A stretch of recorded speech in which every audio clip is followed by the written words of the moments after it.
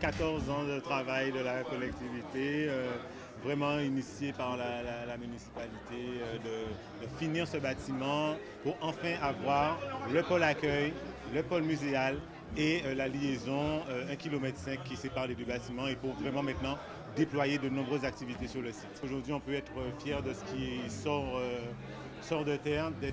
C'est un projet qui nous a permis, je pense à beaucoup, d'être convaincus de la cause qu'on défend, de cette cause de développement durable, de cette préservation de la nature, de la richesse de la biodiversité et de la nécessité de léguer quelque chose aux générations futures. Je pense que Taonaba et singulièrement le pôle accueil, avec le rucher qu'on n'a pas forcément cité aujourd'hui mais qui est présent, c'est de mener cette action pédagogique avec les enfants, leur montrer finalement la richesse de notre patrimoine naturel.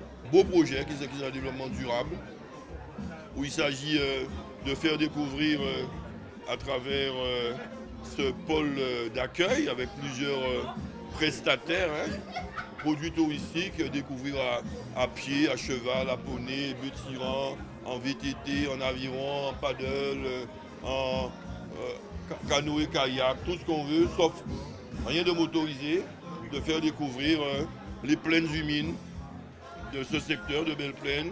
Et plus loin, la mangrove qu'on peut traverser d'ailleurs sur des caillebotis, c'est-à-dire une sorte de sentier en hauteur qui permet de visiter la mangrove, la faune, la flore, la diversité.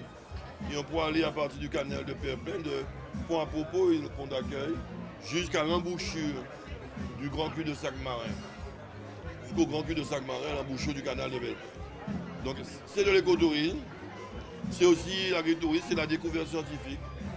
C'est la connaissance de l'histoire de ce secteur qui a vu à la fois les Amérindiens, puis ensuite les nègres marrons, ensuite les colons affranchis qui ont exploité diversement madère, crabes, cressons, qui survivent et maraîchères, ces plaines humides, que nous essayons aujourd'hui de préserver pour l'avenir dans le cadre du développement durable. C'est un grand moment pour l'écologie, c'est un grand moment pour la ville des Abîmes, un grand moment pour le Nord Grande Terre sur l'ouverture de ce pôle d'accueil qui va permettre de créer des conditions d'animation de ce lieu. On a déjà l'aspect scientifique, on a déjà l'aspect écologique, on a déjà l'aspect social puisque le maire des Abîmes a souhaité aussi que ce soit un lieu d'insertion. Aujourd'hui, on va l'ouvrir davantage pour que le travail pédagogique d'éducation à l'environnement se fasse avec plus de facilité. Le choix qui a été fait au conseil d'administration du Parc national de la Guadeloupe de demander l'adhésion libre des communes à notre charte, aujourd'hui c'est la concrétisation de cela. J'en suis ravi.